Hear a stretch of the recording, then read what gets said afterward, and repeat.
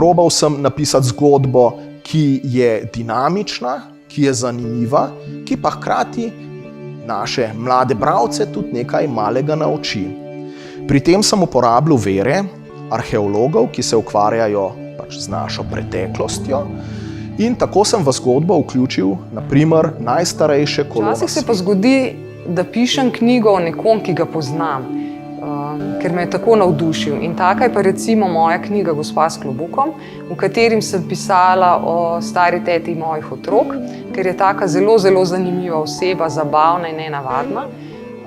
Obema te resnični gospe, pa te mojemu liku v knjigo je ime gospa Ljudmila in obema je skupno tudi, da sta po poklicu šivilji v pokoju.